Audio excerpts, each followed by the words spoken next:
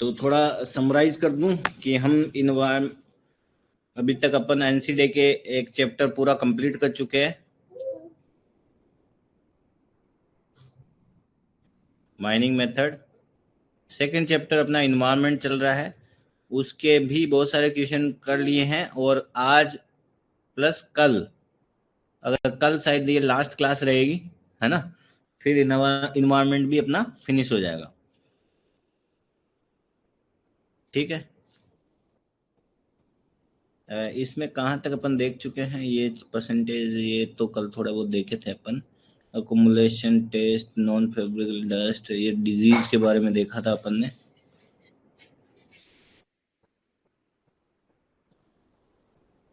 न्यूमोकोसिस, fibrosis, वुमन शॉर्ट, okay बिचू, ठीक है। चलो यहाँ से रिकेप थोड़ा देख लेते हैं कि what do you mean by the goes pressure. Goes pressure क्या होता है? गेज प्रेशर, गोज प्रेशर, जैसा आप बोलना चाहते हैं, बस पेपर में अच्छे से क्वेश्चन सही करके आइएगा।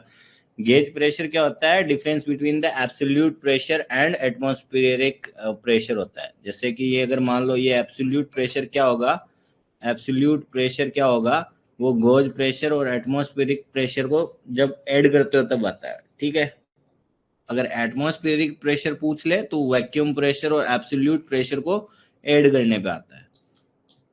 ये डायग्राम से थोड़ा याद रखिएगा, थोड़ा याद रखना आसान रहता है।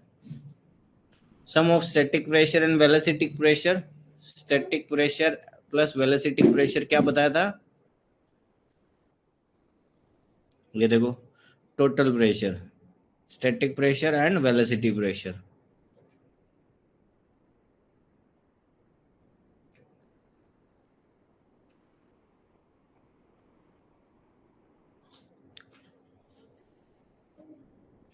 ये आपका टोटल प्रेशर क्या होगा? स्टैटिक प्रेशर और वेलोसिटी प्रेशर को दोनों को ऐड अप करोगे तो आपको टोटल प्रेशर मिलेगा। इसमें स्टैटिक प्रेशर ये रेड वाले से दिखा रखा है और वेलोसिटी प्रेशर ये ब्लू वाले से दिखा रखा है। तो आप इन दोनों को जब ऐड करोगे तभी ही आप टोटल प्रेशर पता कर पाते हैं।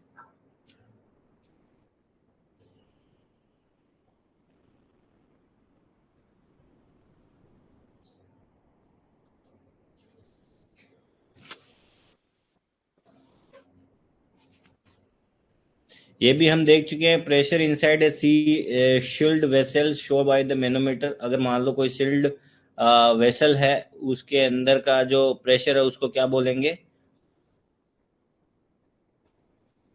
Static pressure. क्या बोलेंगे? Static static pressure. ये भी कल देख चुके थे। स्टैटिक प्रेशर क्या होता है? Static pressure is defined as the pressure created by the duct. Duct का सरफेस हो या डक्ट की फिटिंग हो, VCV, fire dampers, acquisition, installation, resistance.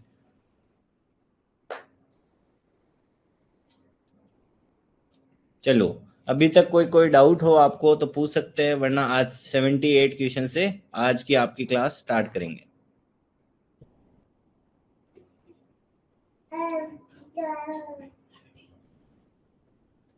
Okay, 30 second रुकता हूँ, फिर अपना आज का थोड़ा क्लास कोशिश करते हैं हम 120 क्वेश्चन तक एटलीस्ट पहुंचे। इसमें इन्वायरमेंट में लगभग 150 क्वेश्चन है।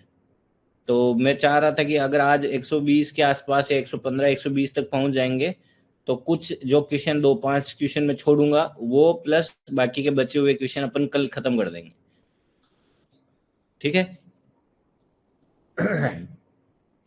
चलो, अगला क्वेश्चन है question number 78। Creep is the error associated with. Creep, ये शायद कल डिस्कस किया था क्या? क्रीप जो एरर है वो किसके साथ आप एसोसिएट करते हो? वो होता है एंड्रॉइड बैरोमीटर। एंड्रॉइड बैरोमीटर के बारे में थोड़ा बताऊं तो ये एक पोर्टेबल डिवाइस है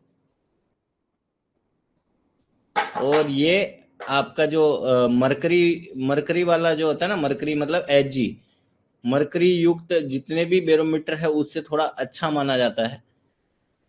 ठीक है। एंड्रॉइड बैरोमीटर इस तरह का दिखता है। इसमें क्रिप क्या बोलना चाह रहा है कि क्रिप का मतलब है कि ग्रेजुअली चेंज होता है कैलिब्रेशन में, इन एनोमेट्रिक बैरोमीटर ओवर द टाइम, मतलब टाइम के साथ आपका थोड़ा एफिशिएंसी कम होता है, एक्यूरेसी थोड़ा सा कम होता है, उसको बोलते हैं क्रीप एरर बोलते हैं।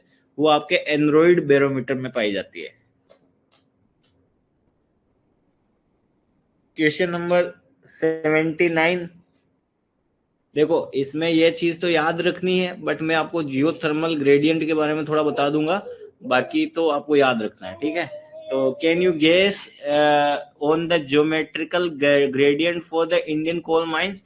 तो ये अकॉर्डिंग टू एनसीडे ये बोल रहा है कि 1000 हर, अगर आप 38.4 मीटर अंडर, अगर मान लो ये आपकी अर्थ है, अगर आप जितना 38.4 जाते हो डेप्थ में, तो आपका 1K बढ़ जाता है टेम्परेचर थर्मल ग्रेडियंट, जो थर्मल ग्रेडियंट 1K से बढ़ जाएगा, फिर और जाओगे 1K और बढ़ जाएगा, इस तरह से बोलना चाह रहा है, ठीक है। जियो थर्मल ग्रेडियंट के बारे में थोड़ा देख लेते हैं। आंसर आपको ये याद रखना है, 1K हर 38.4 डिग्री पे 4 मीटर पे होता है। जियो थर्मल ग्रेडियंट क्या होता है, देखो पहले अर्थ देखते हैं, तो इसमें तो कहीं ढंग से दिखा है, आपकी अर्थ ये से गोल है, ठीक है। अब इसमें अलग अलग आपके लेयर होती है, पहले क्रिस्ट होगी, फिर मेंटल, फिर आउटर कोर, इनर कोर, इस तरह से होती है, ठीक है। जैसे ये देखो, ये आपके, ये तो एटमॉस्फेयर हो गया, ये ब्लू ब्लू दिख रहा जो, फिर उसके बाद क्रेस्ट हो गया, ठीक है। फिर उसके बाद मेंटल आता है, और फिर उसके आउटर कोर या मैग्मा, ये मेंटल वेंटल से आती है आपकी मैग्मा, जो लावा वगैरह बोलते हैं अपन, ये आउटर कोर और inner core. Outer core liquid होता है, इनर कोर सॉलिड होता है, ठीक है। इसका भी एक फिनोमिना है, अगर ज्योग्राफी में आप कभी पढ़ोगे कि अर्थक्वेक जब आते हैं उसको अलग अलग जगह से आप मेजरमेंट करते हो, उससे पता चलता है कि अंदर का इंटीरियर कैसा है, वरना आप बाकी फिजिकली जितने इंस्ट्रूमेंट है उनसे तो आप नहीं पता कर पाओगे। आपको बता दूं आपकी जानकारी के लिए, जो आज तक मैक्सिमम डेप्थ ड्रिल किए हो ना आप लोग, माइनिंग इंजीनियर हो, ड्रिल मैक्सिमम आप 11,000 किलोमीटर के आसपास ही की हो, मतलब वो एक मौसमी के छिलके जितना ही गहराई तक आप ड्रिल कर सकते हो, उसके बाद ये डेविएट होने लग जाता है, ठीक है। तो अंदर का कैसे पता चला कि ये मेंटल है, फिर आउटर कोर है, इनर कोर है, ये अर्थ की जो सिस्मिक वेव निकलती है उसको आप मेजर करते हो। और सिस्मिक वेव भी दो प्रकार की होती है, पी वेव, एस वेव, ठीक है। अब इनमें से पी वेव, एस वेव में से एक वेव सॉलिड लिक्विड,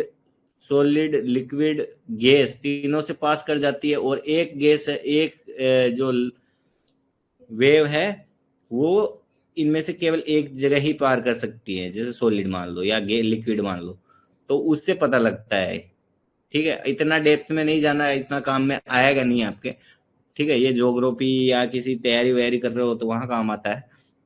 आप बस इतना याद रखो कि ये अर्थक्वेक की सिस्मिक वेव से पता लगता है इंटीरियर, और इंटीरियर में आपके पास एटमॉस्फेरिक, ये तो बाहर की लेयर है, crust, mental, outer core, inner core, ऐसा होता है, ठीक है। हाँ, तो अब अपन वापस आते हैं जियोथर्मल पे, जियोथर्मल ग्रेडियंट पे। जैसे जैसे आप डेप्थ में जाते हो, जैसे जैसे आप अर्थ के अंदर जाते हो, जैसे जैसे आप अंदर जा रहे हो, आपकी डेप्थ के साथ, डेप्थ जैसे जैसे बढ़ेगी टेम्परेचर बढ़ता है, ठीक है। उसका अगर ग्राफ देखा जाए तो ये देखो, पहले 0, फिर 1000 पे बढ़ा, फिर थोड़ा कम बढ़ा, फिर वापस बढ़ा, यही हो रहा आपका जियोथर्मल ग्रेडियंट।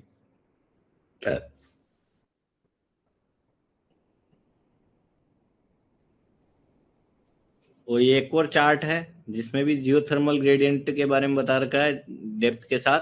अब यहाँ जो पोल रखा है वो इंडियन कोल माइंस के रिस्पेक्ट में पूछ रहा है, तो आपको जियोथर्मल ग्रेडियंट समझ में आना चाहिए, बाकी ये तो आपको याद रखना ही है, 1K 38.4। अगला question, the frictional heat produced by the haulage in the mines can be diverted by, कह रहा है कि जो होलेज के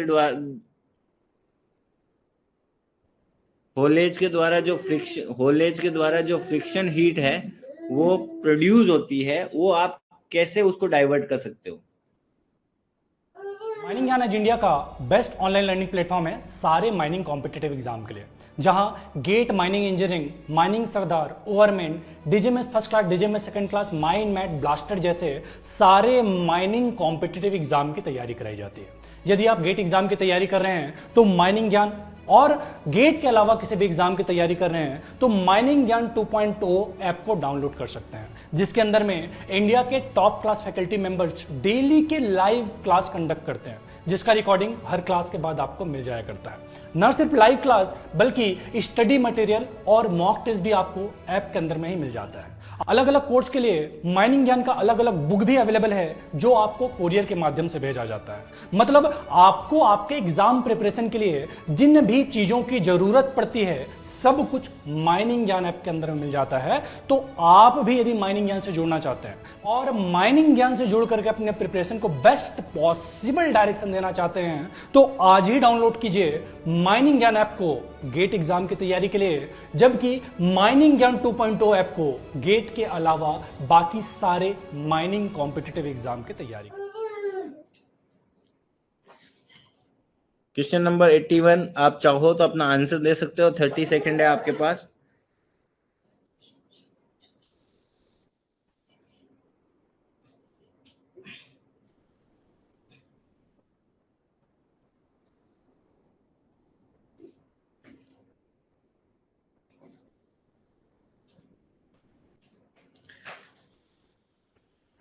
देखो, माइंस में एक होता है इनलेट, एक होता है आउटलेट या रिटर्न, है ना, एक होता है रिटर्न।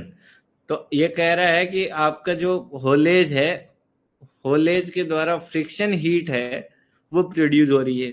आप उसको कैसे डाइवर्ट करोगे? आप जो आपका होलेज है ना, उसी को आउटलेट या रिटर्न है, रिटर्न में आपका होलेज इंस्टॉल कर दो। So installing the haulage in the return you can divert your the friction heat. आप अपने फ्रिक्शन हीट को डाइवर्ट कर सकते हो जो होलेज के द्वारा प्रोड्यूस हो रहा है। कह रहा है कि आपके जो अंडरग्राउंड माइंस है ना, उसमें सबसे मेन कारण क्या है? हीट का। हीट तो वैसे हर चीज से आती है, आप काम करते हो उससे भी होती है, मशीनें चल रही है उससे होती है ना। जो भी चीज काम कर रही है वो एनर्जी एनर्जी कंज्यूम कर रही है, तो हीट थोड़ा बहुत तो निकलता ही है। तो ये बोल रहा है कि मेजर सोर्स कौन सा है हीट का। तो देखो, लाइट ये भी करती है बट उतना, मेन भी करता है, मशीनरी भी करती है, बट मेजर सोर्स तो आपका क्या है? Due to oxidation. जितना कोयला ऑक्सीडाइज हो रहा है ना, वो मेन कारण है। जो main source of the heat in the underground है वो है ड्यू टू ऑक्सीडेशन।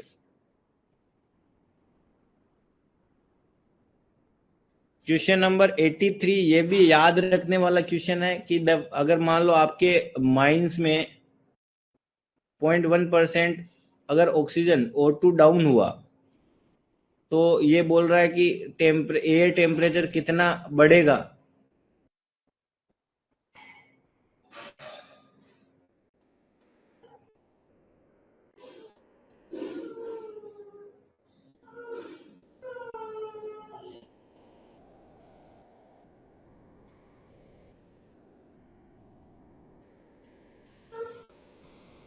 वो है 7K। ये याद ही रखना है, नहीं रखो तो भी कोई बात नहीं है। एनसीडी एक किताब है, उसके 1-2 क्वेश्चन, 4-5 क्वेश्चन छोड़ सकते हो किसी भी एक चैप्टर के, ऐसा कोई बहुत बड़ी बात नहीं है ना।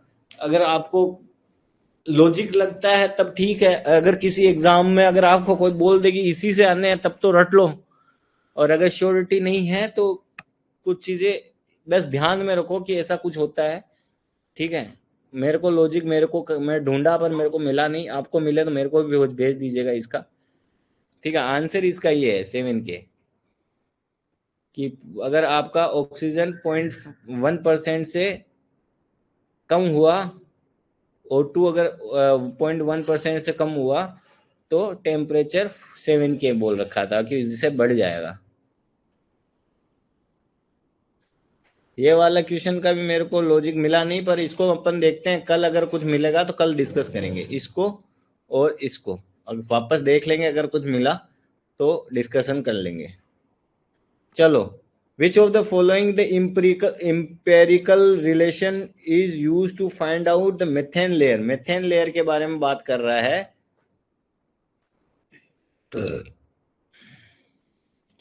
तो मेथेन लेयर नंबर अगर आपको पता करना है, ये शायद फॉर्मूला अपन डिस्कस कर चुके हैं।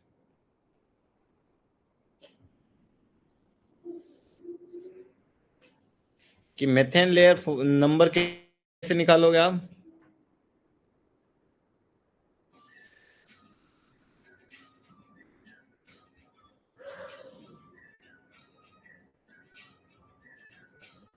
ज्यादा दूर मत जाइए, अड़बड़े कीजिए।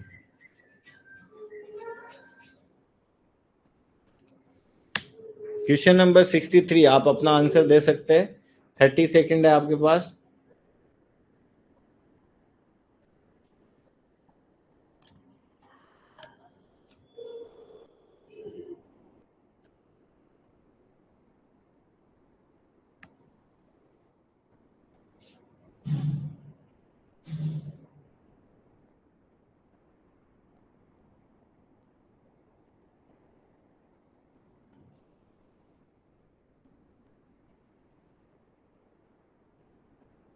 ठीक है दिलीप, एनसी डे का पीडीएफ कोशिश करता हूँ अपलोड करने का। वैसे गूगल करोगे तो शायद मिल सकता है, ये नहीं मिले तो मेरे को बताना, मैं भेज दूंगा।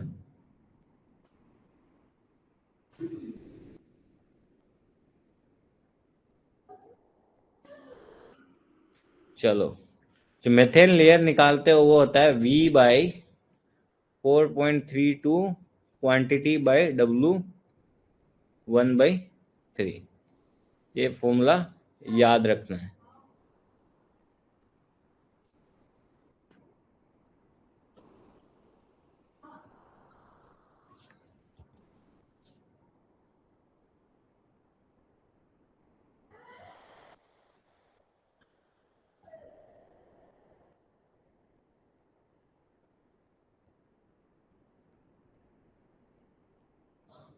चलिए बताइए। In the hygrometric survey is carried out to check and control environmental condition in the mines. This is done by, बताओ, हाइग्रोमेट्रिक सर्वे किससे किया जाता है? 30 सेकेंड है आपके पास।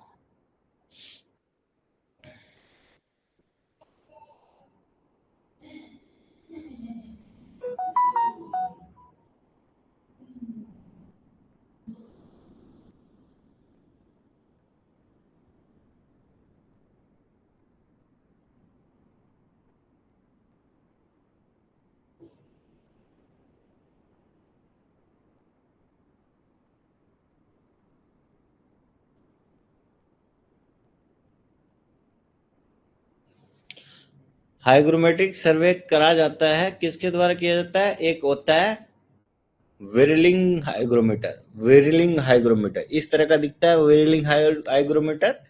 वेरलिंग हाइग्रोमीटर, वेरलिंग हाइग्रोमीटर, वेरलिंग हाइग्रोमीटर, इसके द्वारा आपका हाइग्रोमेट्रिक सर्वे किया जाता है।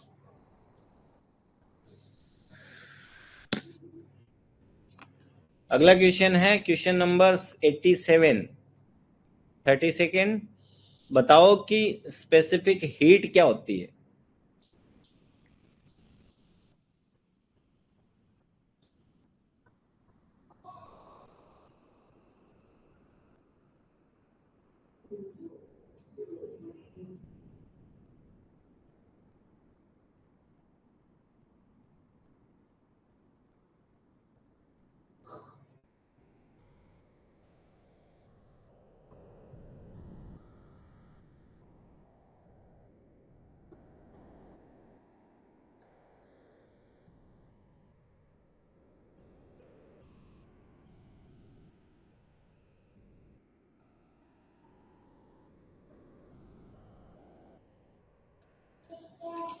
देखो, आपका स्पेसिफिक हीट क्या होता है?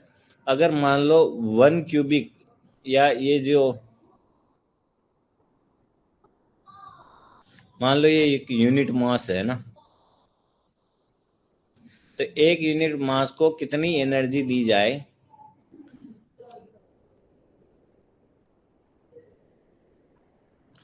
कितनी हीट दिया जाए जिससे कि उसका 1 डिग्री सेल्सियस टेम्परेचर बढ़ जाए या 1 केल्विन बढ़ जाए। तो बोल रहा है कि amount of the heat, amount of the heat required to raise the temperature of a unit mass by 1 kelvin. समझे कि अगर आपका एक यूनिट मास लिया, उसको कितनी हीट दोगे जिससे कि उसका टेम्परेचर आप 1 डिग्री या 1 केल्विन, 1 केल्विन याद रखो, 1 केल्विन से आप बढ़ा सकते हो। ठीक है, अब वो पार्टिकल या वो यूनिट अलग हो सकती है, जैसे वो स्पेसिफिक हीट आप लिक्विड वाटर हो सकता है, उसका यूनिट मास ले लो, या फिर आपका सॉलिड वाटर ले लो, आइस मतलब आइस क्यूब ले लो, या फिर water vapour, dry air, basalt, granite, iron, copper, अलग मटेरियल है। अलग अलग मटेरियल के लिए स्पेसिफिक हीट अलग होगी। स्पेसिफिक हीट क्यों अलग होगी? क्योंकि उसका मटेरियल का यूनिट मास अलग है, तो उसको हीट अलग अलग देनी पड़ेगी जिससे कि उसका 1 केल्विन टेम्परेचर आप बढ़ा सके। ठीक है, आप देख सकते हो इनमें से सबसे ज्यादा किसको देना पड़ रहा है? पानी को सबसे ज्यादा देना पड़ रहा है, सॉलिड वाटर को उससे कम, फिर वाटर। अगर जैसे जैसे नीचे जाओगे आप, जैसे आयरन वगैरह को तो और कम देना पड़ेगा, लोहा है थोड़ी सी एनर्जी में ही गर्म हो जाता है, मतलब उसका टेम्परेचर बढ़ जाता है। समझे? तो amount of heat required to raise the temperature of the unit mass of the air by 1 kelvin is known as specific heat of the air.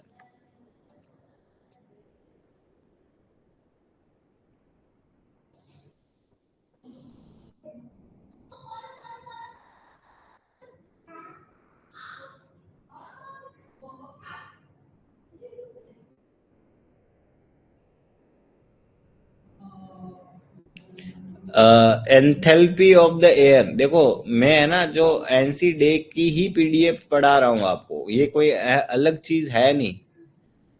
Enthalpy of the air at 273.15 kelvin is assume to B.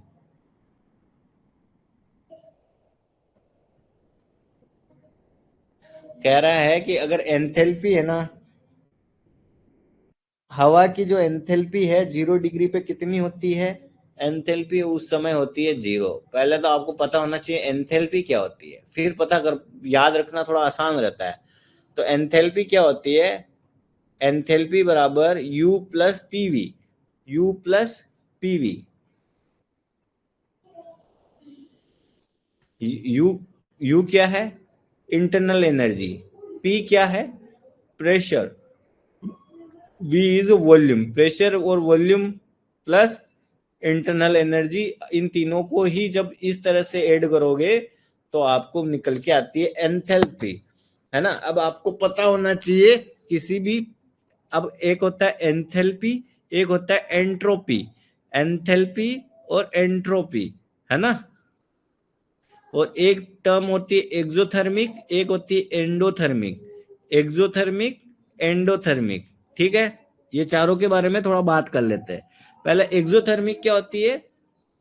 एक्सो, एक्सो, एक्सो मतलब exit.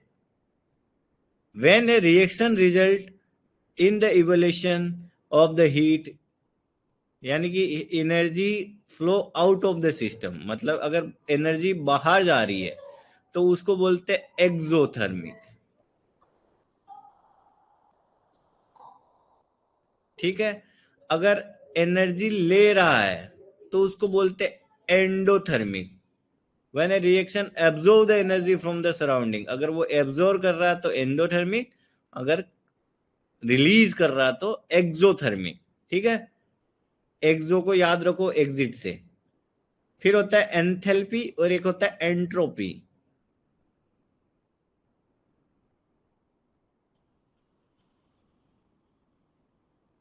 कह रहा है कि enthalpy क्या होती है? Refer to the measure of the total heat content in a thermodynamic system under the constant pressure.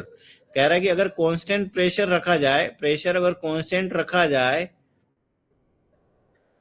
तो उस पे वो जो टोटल हीट कंटेंट होता है इन थर्मोडायनामिक सिस्टम में, उसको बोल रहा है एंथैल्पी।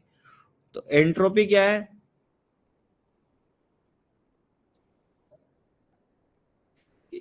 ये एंट्रोपी जो मेजर करता है लेवल ऑफ डिसऑर्डर। देखो एंथोल एक होता है एंट्रोपी। एंट्रोपी तो मेजर ऑफ क्या करता है, मेजर ऑफ, यार दिख नहीं रहा होगा आपको, मेजर ऑफ डिसऑर्डर, ठीक है। और एक होता है एंथैल्पी। एंथैल्पी क्या करता है, हीट कंटेंट होता है, टोटल ही measure total heat content when pressure is constant. ठीक है, थोड़ा थोड़ा याद रखो। तो अगर कभी एंथैल्पी एंट्रोपी वैसे पूछता नहीं है, बट कभी पूछ ले तो पता होना चाहिए। तो यहाँ पूछ लिया जैसे कि एंथैल्पी के बारे में बताओ कि 0 डिग्री पे कितना होता है, तो वो उसका एयर का 0 होता है, कि 0 डिग्री से 0 डिग्री टेम्परेचर पे एयर का जो यू है, जो एच है, एच मतलब एंथैल्पी, वो 0 होगा। ठीक है, अगला क्वेश्चन है 89, 22nd। Under the hot and the humid condition, more blood is supplied to the skin and cardiac output increase, which may result into the, कह रहा है कि अगर मान लो ह्यूमिडिटी ज्यादा बढ़ गई, गर्मी ज्यादा बढ़ गई, तो आपका क्या होता है, ज्यादा ब्लड है ना वो स्किन पे जाएगा, है ना, मतलब चमड़ी में ज्यादा जाएगा। उससे क्या होगा, उससे कि हार्ट को पंप करने के लिए कम ब्लड मिलेगा, जिससे क्या होगा, आपको हार्ट अटैक आ जाएगा, मतलब हार्ट फेल कर सकता है।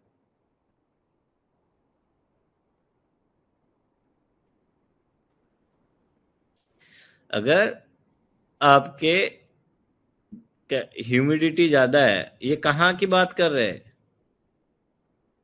देखो ये इसलिए अपन को जानकारी होनी चाहिए क्योंकि अपनी माइनिंग अंडरग्राउंड में भी है, वहां पे भी आपके आदमी काम करते हैं। तो अंडरग्राउंड में जब काम कर रहे हो, पानी वानी भी रहता है, टेम्परेचर भी है, वाटर भी है, तो ह्यूमिडिटी होगा ही होगा। तो अगर ह्यूमिडिटी ज्यादा बढ़ती है, तो आपका चमड़ी जो आपकी स्किन है उसको ब्लड ज्यादा सप्लाई होगा, जिससे कि हार्ट, जो आपका हार्ट है उसको सप्लाई कम होगा ब्लड का, जिससे कि हार्ट फेलियर हो सकता है। ठीक है, तो आपको पता होना चाहिए, ज्यादा गर्मी, बहुत ज्यादा ह्यूमिडिटी में आपको बहुत ज्यादा नहीं रहना चाहिए। अगला क्वेश्चन है, ए minor when doing the hard work. अब ये फिर से क्वेश्चन पता नहीं कहां से उठाया एनसी डे ने। ठीक है, अब ये कह रहा है कि एक माइनिंग में काम कर रहा आदमी है जो हार्ड वर्क कर रहा है, जैसे कि केबलमैन है या फिर जनरल मजदूर है, ठीक है, और वो 307 केल्विन पे कितना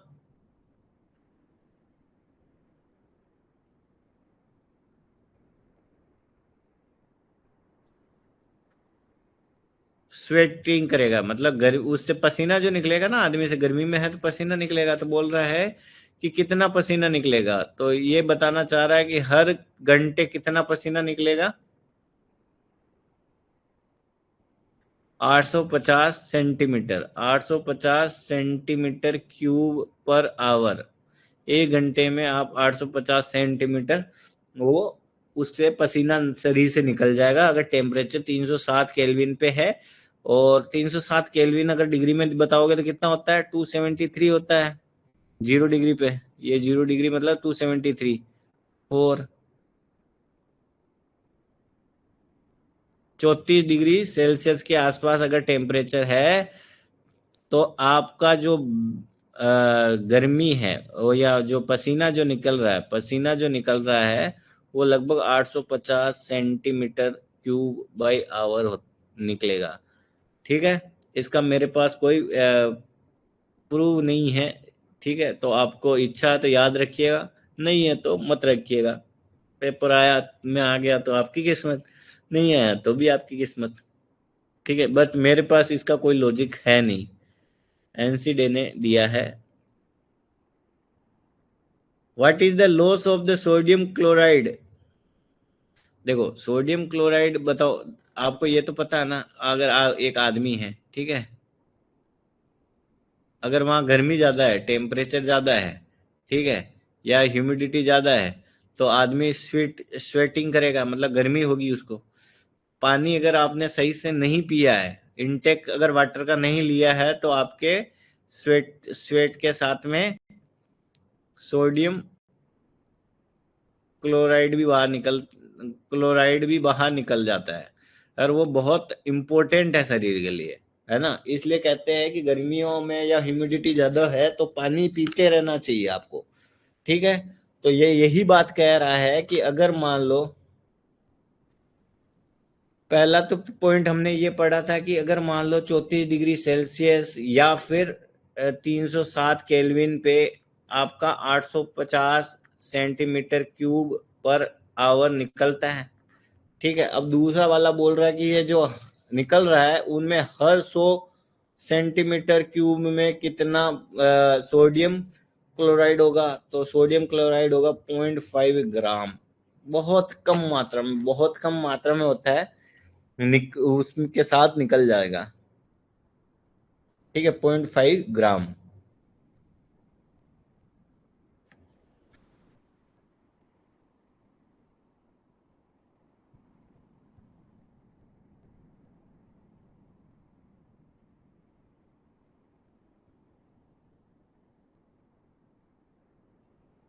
अच्छा ठीक है, मैं पीडीएफ भी अपलोड कर दूंगा।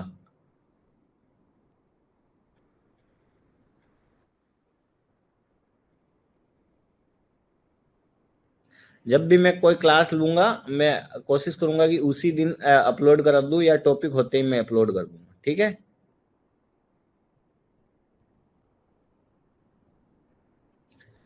It given the assessment of the cooling power of the environment irrespective of working the rate of man. This is known as।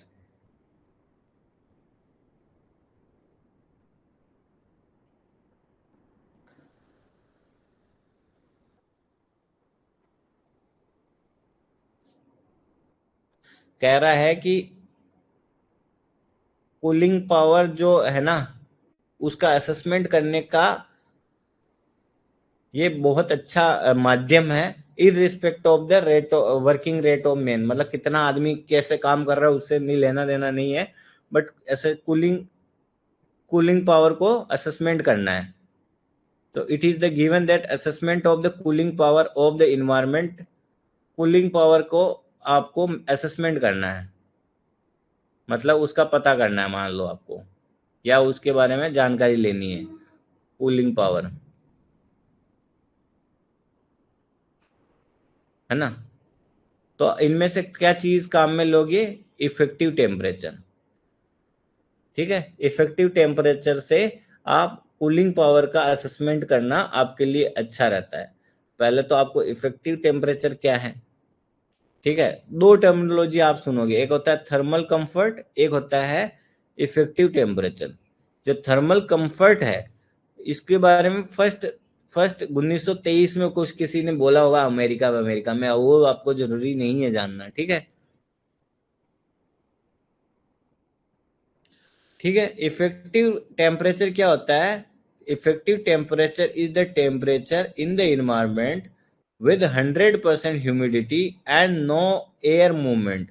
कह रहा है कि मान लो एक जगह, मान लो वहां पे 100% ह्यूमिडिटी है, कोई एयर का मूवमेंट नहीं है, मतलब जो एयर है वो वही है।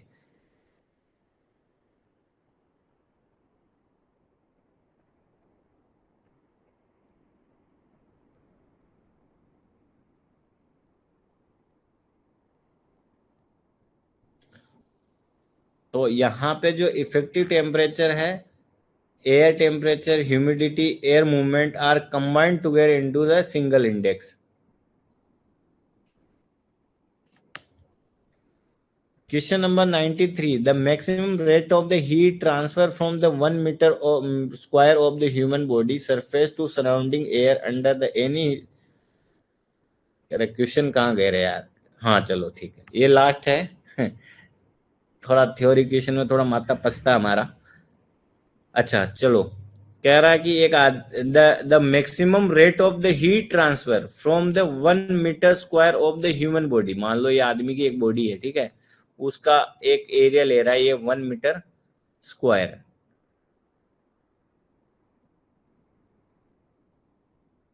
तो यहां से जो हीट ट्रांसफर होती है उसको क्या बोलेगा, क्या बोलोगे आप? उसको बोलोगे स्पेसिफिक कूलिंग पावर। कोई भी बॉडी ले लो आप, अगर वो उसका बाहर सराउंडिंग में हीट ट्रांसफर करता है तो उसको उसकी कूलिंग पावर बोलते हैं। तो स्पेसिफिक कूलिंग पावर क्या बोलता है? ए परफॉर्मेंस मैट्रिक है that measure the amount of cooling power produce per unit mass of the absorbent. ठीक है, कोई भी यूनिट वॉल्यूम से कितना हीट ट्रांसफर हो रहा सराउंडिंग के साथ। तो the maximum rate of the heat transfer from the 1 metre square of the human body surface to the surrounding area, अगर आदमी की बॉडी है उसका अगर 1 मीटर स्क्वायर लिया है और सराउंडिंग में जा रहा है तो उस इन्वायरमेंटल कंडीशन को क्या बोलेंगे? Specific cooling power. ठीक है, चलो थोड़ा न्यूमेरिकल्स देख लेते हैं और थोड़े थ्योरी के जो भी बचे हैं अपन को कोशिश करना है आज थोड़ा जल्दी से 120 तक पहुंचे, 2-4 क्वेश्चन को छोड़ छोड़ के। ठीक है, अच्छा चलो।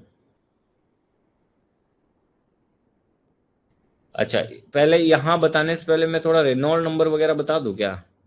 कहाँ गया रेनॉल्ड नंबर? नहीं बताया क्या मैंने? अच्छा ठीक है, रेनॉल्ड नंबर के बारे में बता।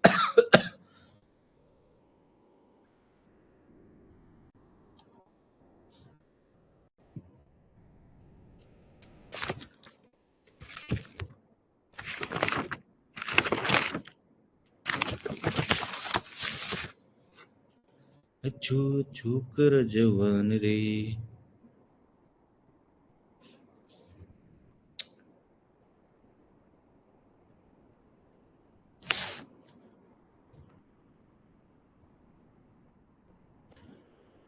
रेनॉल्ड्स नंबर, रेनॉल्ड्स नंबर क्या होता है? R E. फॉर्मूला पहले याद होना चाहिए, वी डी बाई म्यू। ठीक है, रेनॉल्ड नंबर क्या होता है ये बाद में देखते हैं, पहले देखो कि पहले है ना जो भी फ्लूइड होता है, एक होता है सीधा सीधा बह रहा इस तरह से, इसको बोलते हैं लेमिनार, लेमिनार फ्लो, जिसमें क्या है कि ये सीधा सीधा फ्लो हो रहा है और इस ये आपस में पाथ नहीं काटता है, स्टडी है, मतलब बहुत सही से चल रहा है। ठीक है, एक होता है टर्बुलेंट फ्लो, जिसमें घिस पिसा रहा है, कैसे भी जा रहा है, जैसे मान लो एक चौराहा देखते हो ना आप, चौराहे पे अगर वहां ट्रैफिक लाइट नहीं है तो आदमी कैसे जा रहा है? इधर जा रहा है, इधर जा रहा है, इधर जा रहा है, इधर जा रहा है, इधर जा रहा है, इधर जा रहा है। तो इससे क्या होगा, या इस वाले में जो फ्लो होता है दोनों में क्या है, ये दोनों टर्बुलेंट फ्लो है। दोनों में टर्बुलेंट फ्लो होने से क्या फायदा क्या नुकसान? टर्बुलेंट फ्लो से नुकसान होता है, एनर्जी का लॉस होता है।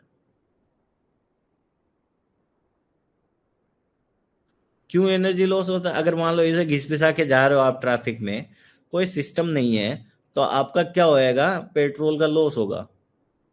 ठीक है, इधर भी आपका एनर्जी लॉस हो रहा है, लेकिन इसमें स्टडी है, जैसे मान लो कोई ये आपका चौराया है, अगर यही फ्लो ऐसा होता है कि ये पहले गया फिर ये आराम से निकल गया, तो इसमें कोई भी किसी का पाथ नहीं काट रहा, तो इसमें एनर्जी का लॉस होगा वो बहुत कम होगा। ठीक है, वैसे ही अगर ये स्टेडी रहा, मतलब आपका लेमिनार फ्लो रहा, तो आपका एनर्जी लॉस बहुत कम रहेगा। ठीक है, तो वो चीज बताता है आपका रेनॉल्ड। अगर आपका रेनॉल्ड नंबर लेस देन और इक्वल टू 2000 है तो वो फ्लो को आप बोल सकते हो लेमिनार, लेमिनार फ्लो। अगर वो रेनॉल्ड नंबर है वो 4000 से ज्यादा हो गया तो उसको आप बोलोगे टर्बुलेंट फ्लो। ठीक है, यहां तक मुझे लगता है आपको कोई डाउट नहीं होना चाहिए। ठीक है, तो इसी से हम निकालेंगे। तो अब आपको थोड़ा इसके बारे में पता होना चाहिए कि एक होता है रेनॉल्ड नंबर, उसका क्या बताया, rho v d by mu. ये म्यू क्या है, ये आ गया विस्कोसिटी। ठीक है, d is the diameter, dia of pipe. अगर मान लो ये पाइप है तो उसका diameter. Rho is the density और v इज द वेलोसिटी। ठीक है, यहां तक शायद कोई भी डाउट नहीं होना चाहिए।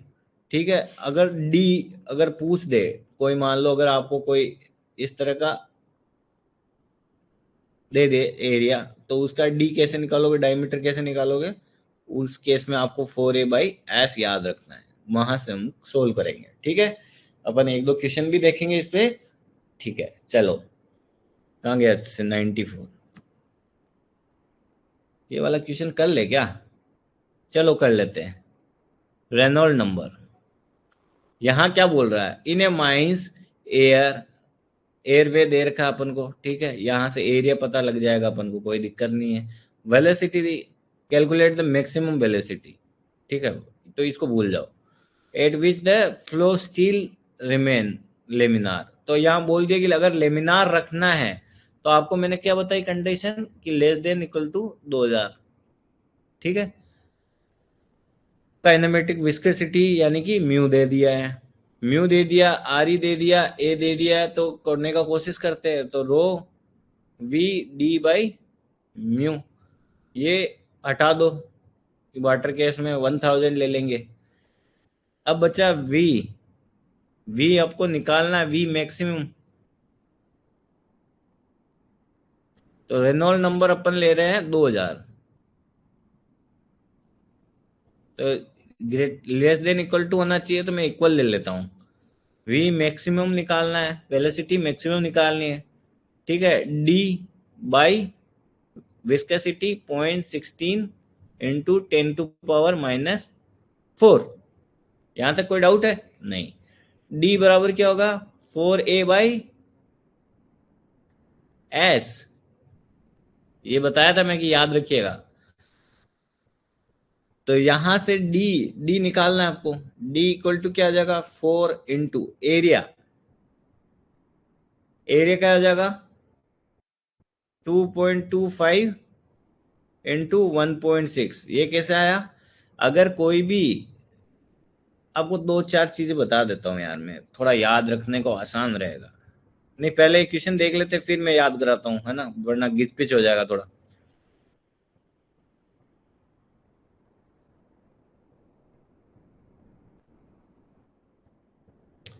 देखो 4 इंटू 2.25, देखो ये को क्या दे रखा है, एक हेडिंग दे रखा है। तो ये अगर रेक्टेंगल है, रेक्टेंगल मतलब आयत है, आयत का आपको क्षेत्रफल पता ही है। क्षेत्रफल क्या होता है, लंबाई इंटू चौड़ाई।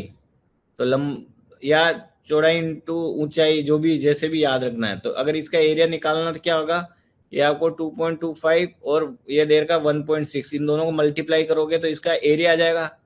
ठीक है, नीचे सरफेस एरिया, सरफेस एरिया क्या होता है, इसी का अगर सरफेस एरिया निकालना तो मतलब ये बार बार की बाउंड्री, बार बार की बाउंड्री कैसे निकालोगे, इसी का आपको परिमाप, पेरीमीटर क्या होता है, 2 इंटू 2.25 प्लस 1.6, 2 इंटू 1.6 प्लस 2.25।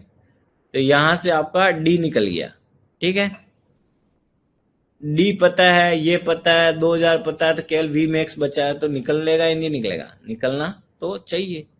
तो v max 4 into 2.25 into 1.6 divided by 2 into 1.6 plus 2.25। ठीक है, डिवाइड में चल ही रहा है 0.16 इंटू 10⁻⁻4 बराबर 2000। यहां तक कोई दिक्कत नहीं होगी। अब बस सोल्व करना आपको, यहां से वी मैक्स निकालना है। वी मैक्स क्या हो जाएगा, 2000 इंटू 0.16 इंटू 10⁻⁻4 डिवाइडेड बाई, थोड़ा इसको यहीं सोल्व कर लोगे तो थोड़ा आसान रहेगा। मैं कैलकुलेटर अभी यूज कर लेता हूँ ना, वरना कैलकुलेशन करते ही रह जाएंगे अपन, क्लास ही खत्म नहीं होगा।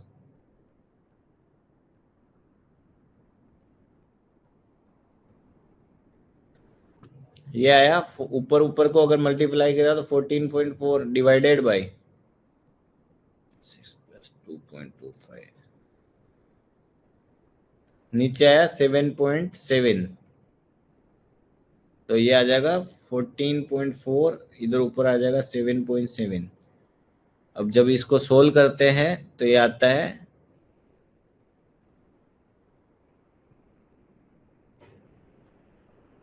171 इंटू 10⁻⁻4, तो इससे आंसर निकल के आएगा ऑप्शन नंबर सी।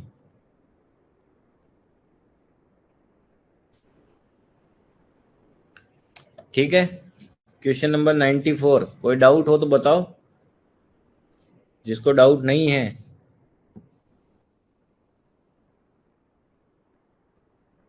वो 95 का आंसर बताओ। The nature of the flow of the fluid and govern by the dimensionless parameter called. Flow के बारे में क्या चीज बताती है?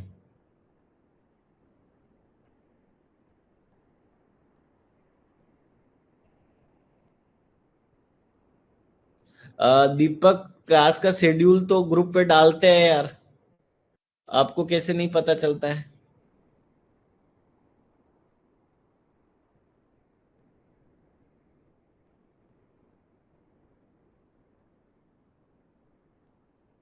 वीडियो और फोटो दिखा दिखा के पढ़ाइए। ठीक है, आगे से मैं ज्यादा फोटो और वीडियो लाया करूंगा, जैसे मैं एक गोरई और बाकी जगह पढ़ाता था। थोड़ा ज्यादा फोटो ऐड करेंगे, थोड़े ज्यादा वीडियो ऐड करेंगे। ठीक है, मेरे को लगा कि आपको वीडियो में थोड़ा इंटरेस्ट कम होगा, अब से भी थोड़ा वीडियो भी दिखाते रहेंगे, थोड़ा बोरनेस कम होगी उससे, है ना? वरना बोरिंग हो जाता है, थोड़ा माइनिंग है ही सब्जेक्ट। पेपर तो निकालना है, पढ़ना तो है, बट आपको थोड़ा इंटरेस्टिंग भी लगे और अपने को चीजें भी ग्रैस्प करनी है। मैं कोशिश करूंगा ज्यादा से ज्यादा फोटो और वीडियो लाऊंगा, है ना? अच्छा दीपक जी, आप नए स्टूडेंट हो, तो नए स्टूडेंट हो तो आप बात करो यार। एक ग्रुप बना रखा है इन लोगों ने, जैसे एनएमडीसी की तैयारी कर रहे हो तो उनके लिए बना रखा है, जिन्होंने आरपीएससी की तैयारी कर रहे हो तो उसके लिए ग्रुप बना रखा है, उसमें शेड्यूल रोज का रोज डालते हैं ये लोग, है ना? और अगर जिस दिन मेरे को कैंसिल या रीशेड्यूल या एक्स्ट्रा क्लास लेनी होती है, मैं खुद से 1-2 घंटे पहले डाल देता हूँ उस ग्रुप पे, आधे 1 घंटे 2 घंटे पहले, है ना? तो आपको वहां से जानकारी मिल जाएगी। बात करो मैनेजमेंट से, वहां होगा एक नंबर, उस पर कॉल करो। ये क्या है, आपको कैसे नहीं पता चल रहा? पता चलना चाहिए। चलो, आपको मैं थोड़ी कुछ चीजें बताता हूँ ना। ये पहले क्वेश्चन कर लेता, the nature of the flow of the fluid is govern by. कह रहा है कि फ्लूइड का नेचर कैसे पता लगता है, यही तो चीज देखी है अपन ने रेनॉल्ड नंबर से, है ना? लेमिनार है कि टर्बुलेंट है, यही तो चीज देख रहे थे अपन। ये तो इजी क्वेश्चन है, कोई दिक्कत नहीं है ना इसमें?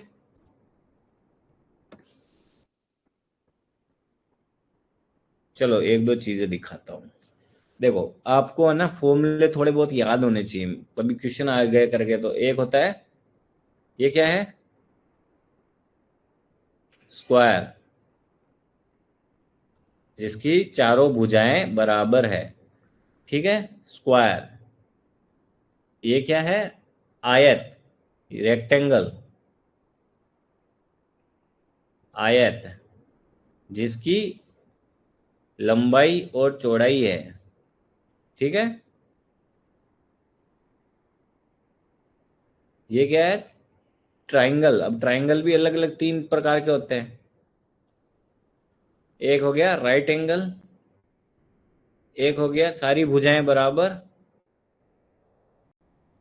और एक अलग ही प्रकार का, दो भुजाएं बराबर। ठीक है। और एक होता है वृत्त। ठीक है, इनके सबके आपको इस तरह से ऐसे ही एक पेज पे एरिया क्या होता है, भुजा स्क्वायर, इसका पेरीमीटर क्या होती है, परिधि क्या, परिमाप क्या होता है, 4 इंटू भुजा, इसका एरिया लंबाई इंटू चौड़ाई, इसका पेरीमीटर 2 इंटू, देखो पेरीमीटर कैसे क्या होता है, पहले आपको चीजें समझ में आनी चाहिए। एरिया क्या होता है, इस चीज में कितनी चीजें कलर करोगे तो इसको कितना कलर करना है, इतना। पेरीमीटर क्या होती है, यहाँ अगर किसी पॉइंट से स्टार्ट हुए, मान लो ये कोई ए पॉइंट है, उससे स्टार्ट हुए तो स्टार्ट होके वहीं घूम के वहीं आते हैं, उसको बोल रहे हैं पेरीमीटर। तो वो कितना हो गया, एक दो तीन चार भुजा है तो चार भुजा, समझ में आया। इसमें पेरीमीटर क्या होगी, अगर ये पॉइंट से स्टार्ट हुए तो एक तो ये आया, फिर ये आया, तो मतलब एक बार एल आया, फिर दूसरी बार बी आया, फिर वापस एल आया, फिर वापस बी आया, इसलिए इसको बोलते हैं 2 + L + B। समझ में आया ना। पेरीमीटर क्या होता है, समझ आया। ओके। वृत्त का क्या होता है, एरिया पाई आर स्क्वायर, मतलब इस ये एरिया पाई आर स्क्वायर। अगर परिधि या पेरीमीटर क्या होगा, किसी पॉइंट ले लो और उसको घूम जाओ तो वो क्या होगा, देखो कितना घूमा, एक पॉइंट के इर्द गिर्द कितना डिग्री होता है, 2 पाई, 360 होता है ना, तो आर। तो अगर ये लाइन है, ये कितना घूमी, 2 पाई आर, इसलिए 2 पाई आर। यहां तक थोड़ा दिक्कत नहीं है ना। वैसे ही इसका आपको एरिया 1/2 आधार इंटू ऊंचाई, इसका √3/4 भुजा स्क्वायर, इतना तो पता होना चाहिए। अगर इसी का परिमाप पूछे तो क्या हो जाएगा, 3 इंटू भुजा, इसका पूछे तो लंबाई, height plus base plus root height square plus base square, मतलब यहां से स्टार्ट हुए, यहां गए, यहां गए। ठीक है। अच्छा, मैं एक और चीज बता रहा था कि इन्हीं चीजों से 3D बनता है, इनसे बनता है 3D। तो ये 2D हो गया, ये 3D हो गया। इसी का, इसको बोलते हैं क्यूब, इसको क्यूबॉइड, घन और घनाभ। तो इसमें 3 चीज याद रखनी पड़ेगी। पहला याद रखना पड़ेगा वॉल्यूम। वॉल्यूम क्या है, क्योंकि ये 3D है तो इसमें आप चीजें कितना स्टोर कर सकते हो, गेहूं कितना कर सकते हो, पानी कितना कर सकते हो, है ना। तो वो चीज अंदर कितनी चीज भरी जा सकती है उसको बोलते हैं वॉल्यूम। तो वॉल्यूम क्या होएगा, भुजा भुजा भुजा, यानी भुजा का क्यूब। फिर एक होता है सरफेस एरिया। सरफेस एरिया क्या होगा, जैसे ये पेरीमीटर होता है तो इसमें बार बार घूम रहे ना, वैसे इसमें भी बाहर बाहर घूमेंगे, मतलब बाहर बाहर की, जैसे कि पहले ये वाला एरिया ले लेंगे, फिर ये बाहर वाला, फिर ये ऊपर वाला, फिर ये साइड वाला, ऐसे। तो ये क्या होगा, पहले इसका एरिया निकाला, फिर इसका निकाला, फिर इसका निकाला, तो देखो इसमें 3 आ रही है ना, भुजा इंटू भुजा, एक का है भुजा इंटू भुजा, ऐसे 1 2 3 तो इधर है, 3 ही उधर है, तो 3 इंटू 2, तो ये हो जाएगा 6 इंटू भुजा स्क्वायर। ये हो गया सरफेस एरिया। इसी तरह से आपको बाकी चीजें याद होनी चाहिए, सारे के सारे फॉर्मूले। ये गन गन का क्या होता है, गन आपका, इसका शंकु का क्या होता है। तो आप लोग बोलोगे कि ये सर इतना काम में आता है क्या, तो देखो यार, डिपेंड करता है किस टाइप का क्वेश्चन है, बट थोड़ा बहुत तो आपको फॉर्मूले याद होने चाहिए, है ना। जिससे कि क्या होता है, थ्योरी वाले क्वेश्चन तो सब कर देते हैं, ज्यादातर कर देते हैं, और उसमें चांस भी ये है कि गलत होने के चांस भी बहुत ज्यादा रहते हैं। न्यूमेरिकल वाले में ये रहता है कि या तो आएगा, नहीं आ रहा तो आपको पूरे पूरे नंबर देके जाता है। ठीक है, चलो। अगला क्वेश्चन है what is the nature of the flow of the air in the mines. एक और चीज बतानी थी यार, मैं वो भी बता देता हूँ, है ना, फिर क्या रह जाती है चीजें तो फिर अच्छा नहीं लगता है। चलो एक चीज में बताना, कुछ लो बताना चाह रहा हूँ, laws, air lodge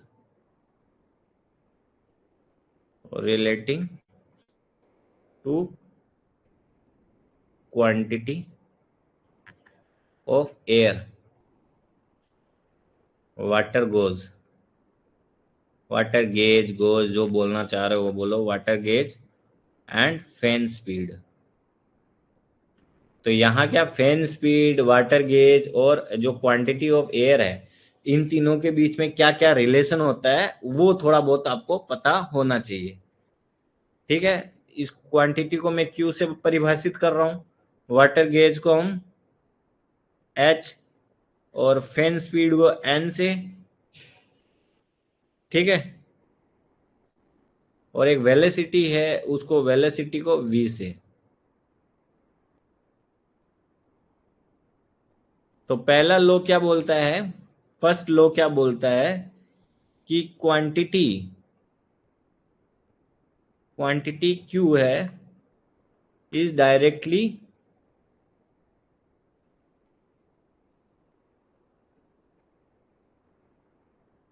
direct proportional to n. N क्या है, स्पीड। क्या मतलब है, q directly proportion to n होता है। तो इससे क्या होगा, कभी आपको क्वांटिटी वन दे देगा, क्वांटिटी टू दे देगा, स्पीड वन और स्पीड टू, तो एक पूछ लेगा कोई भी। ठीक है, तो एक लो तो ये याद रखिएगा कि क्वांटिटी डायरेक्टली प्रोपोर्शन होती है, प्रोपोर्शनल होती है एन के। दूसरा नियम क्या होता है,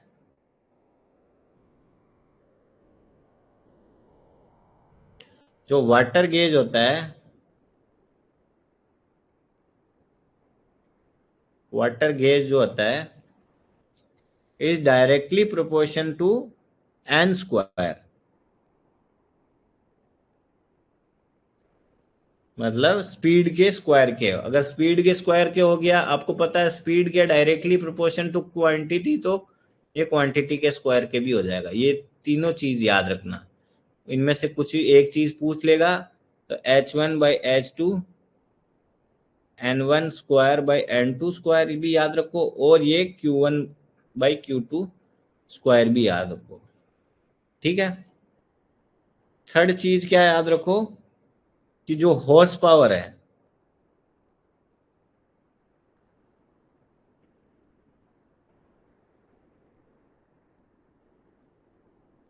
वो डायरेक्टली प्रोपोर्शन है, हॉर्स पावर को एचपी से परिभाषित करते हैं।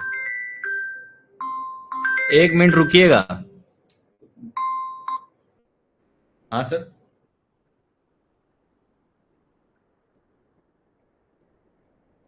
सर मैनेजर सर भेजे थे। हम्म।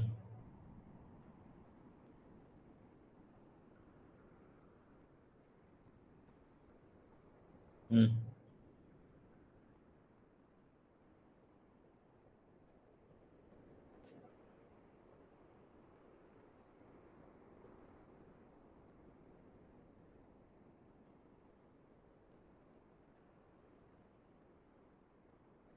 हम्म।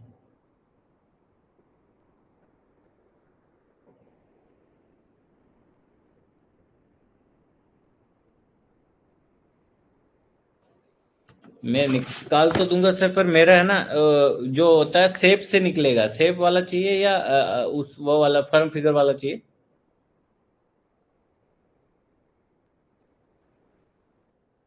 नहीं सर, फर्क तो रहता है।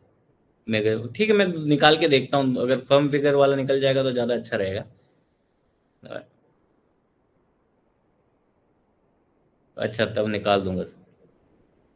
ठीक है सर।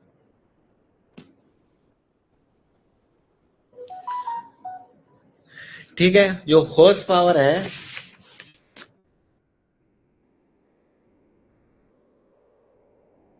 वो डायरेक्टली प्रोपोर्शन होता है एन क्यूब के, मतलब जो आपकी स्पीड है उसके डायरेक्टली क्यूबिकली होती है। या फिर इसको और भी याद रखना हो तो क्वांटिटी के भी होगा, क्योंकि एन डायरेक्टली प्रोपोर्शन तो Q.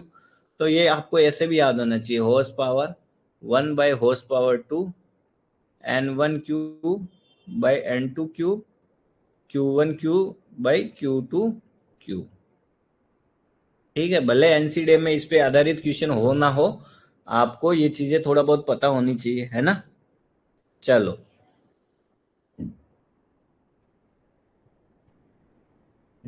Question number, what is the nature of flow of the air in the mines. कह रहा है कि जो माइंस में एयर फ्लो होता है वो उसका नेचर क्या होता है। क्वेश्चन नंबर 96, आपका आंसर चाहिए मेरे को।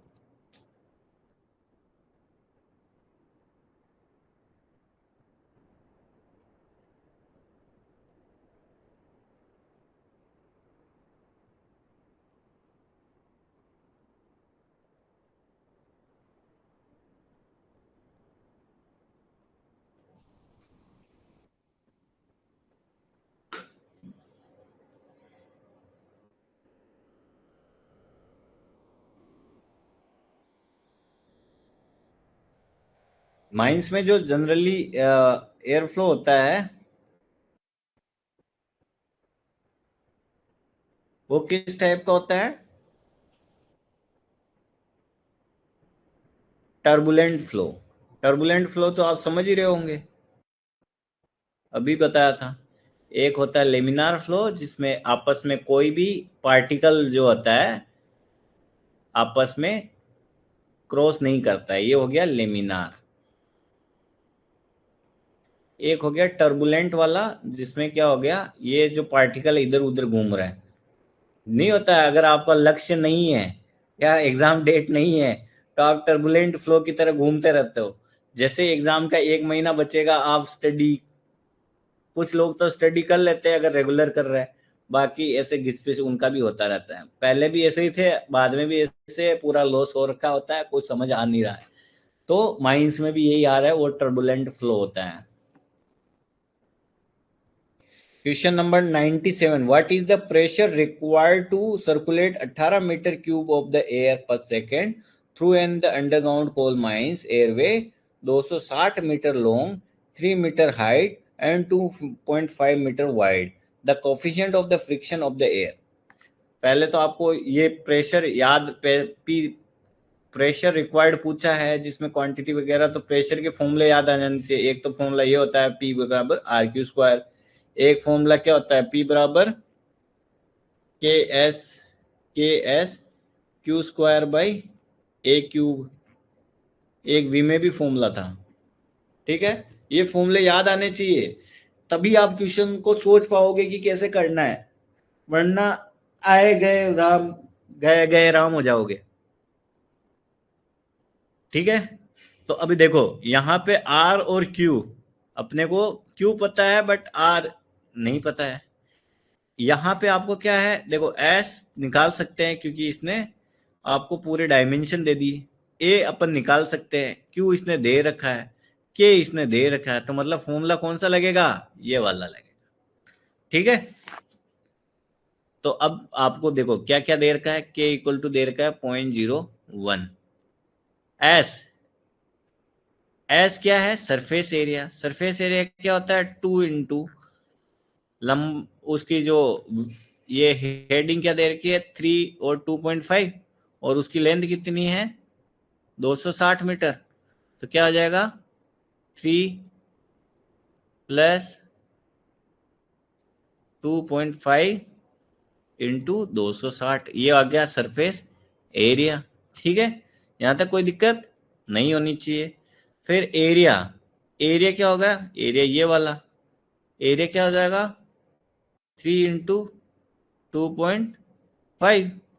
अभी देखो इन सब की यूनिट मीटर में ही चल रही है, ये भी मीटर में चल रहा है, ये भी मीटर में चल रहा है, ये भी मीटर में चल रहा है, तो कोई दिक्कत नहीं है। और जो क्वांटिटी दे रखी है 18 मीटर क्यूब पर सेकेंड, अपन को सेकेंड में ही चाहिए, यहाँ मीटर है, कोई चेंजेस नहीं करने। ठीक है, वरना अगर यहाँ मीटर मिनट मिनट देता तो इसको चेंज करना पड़ता अपन को, अगर ये किलोमीटर दिया होता तो इसको भी चेंज करना पड़ता। ठीक है, यहां तक अपन को दिया है। तो अब P क्या हो जाएगा, K क्या हो गया 0.01। इसको सोल्व कर ले क्या, देखो 3 2 5, 2 इंटू 5.5 इंटू 260, 5 5 2 10 यानी कि 11, ये हो गया 11। ठीक है, आपको 11 से गुणा करना पहले बताता हूँ, एक ट्रिक बताता हूँ। कभी भी कोई संख्या है 7 7 8, इसको अगर 11 से गुणा करना है तो आपको 11 देखना ही नहीं है, आपको देखो ये संख्या देखनी है, इसको 8, अगर मान लो ये 8 1 मान लो, पहले सिंपल वाला देते हैं, तो पहले लास्ट संख्या उतार दोगे। ठीक है, फिर इन दोनों को जोड़ोगे, 8 2 9, फिर इन दोनों को जोड़ोगे, 7 1 8, और फिर वापस 7। तो आपका आंसर क्या आएगा 7 8 9 8 मल्टीप्लाई करने पे। अगर मान लो 2 3 6 है, उसको 11 से मल्टीप्लाई करना है, तो क्या करोगे 6 6 3 9 3 2 5 और 2, ये आपका आंसर होगा।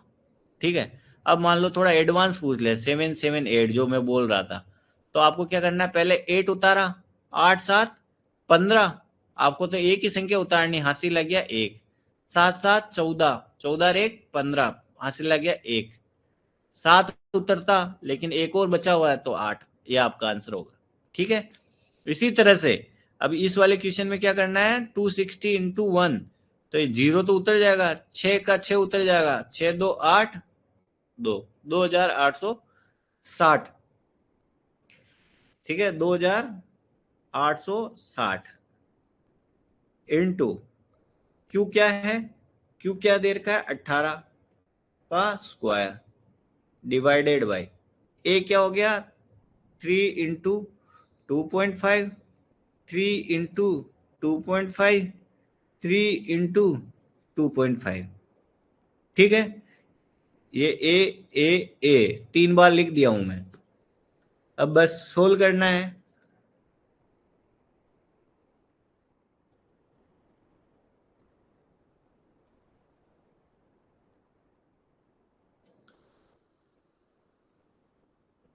To 860 into 18 divided by 3 divided by 2.5 divided by 3 divided by 2.5 divided by 3 divided by 2.5, ये आ गया 2196। ठीक है, P बराबर आया 0.01 इंटू 2196 पॉइंट समथिंग। अब ये भी गया तो 0.0 यहाँ आ जाएगा, तो आपका P कितना आ गया 21.96। साला कहीं आंसर तो मिल ही नहीं रहा अपना।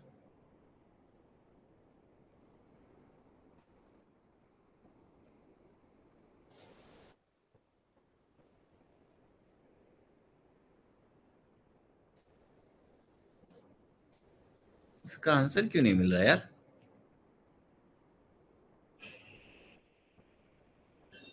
चलो इसको देखते हैं, कल वापस देख लेंगे भले आंसर क्यों नहीं मिल रहा है। किसी भी क्वेश्चन को एक बार ही अटेम्प्ट करना चाहिए, अगर नहीं हुआ तो लास्ट में करना चाहिए। ठीक है, अगला क्वेश्चन सिमिलर है, इसको करते हैं। देखो P बराबर क्या था, के S Q square divided by A Q. Direct करूंगा अब मैं, के क्या दे रखा है 0.001 इंटू एस क्या है 2 इंटू 3 प्लस 2.5 इंटू 3000। ठीक है, यहां मैंने 3000 क्यों लिखा, क्योंकि 3 किलोमीटर है, अपन को मीटर में चाहिए। इंटू क्यू क्या है, ये पर मिनट है, तो यहाँ क्यू क्या दे रखा है 2400 मीटर क्यूब पर मिनट दिया है, तो इसको मैं क्यू सेकंड में बदलूंगा तो 2400 डिवाइड बाय 60 मीटर क्यूब पर सेकंड हो जाएगा। तो क्यू कितना हो जाएगा 40 मीटर क्यूब पर सेकंड, तो 40 square divided by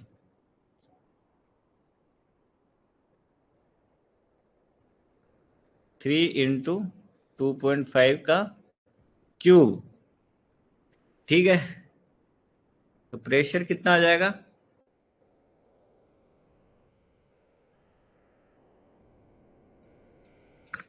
two into 5.5, तो ये तो हो गया 11। 33, इससे ये 3000 हटा दो, into 40 into 40 divided by 3 into 2.5, 3 into 2.5 करके देखते हैं 40 into 40 into 11 divided by 2.5 divided by 3,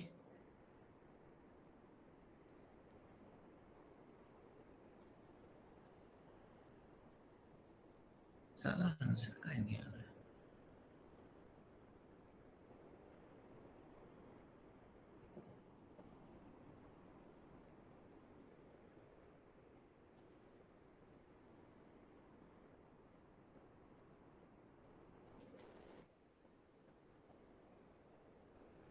कुछ तो यार गलत कर रहा हूं मैं।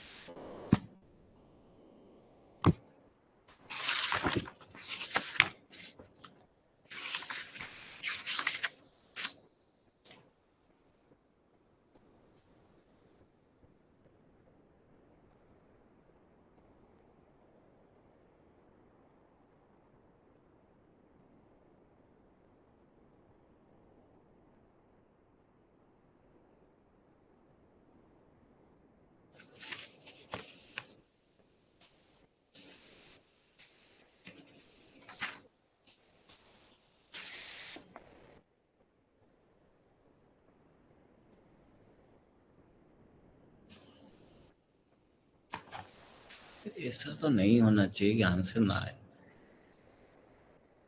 ये 97 में आंसर आ रहा क्या?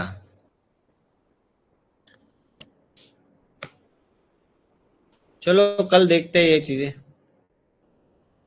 ये दोनों क्वेश्चन कल डिस्कस करते हैं यार, थोड़ा सिर दुख रहा है।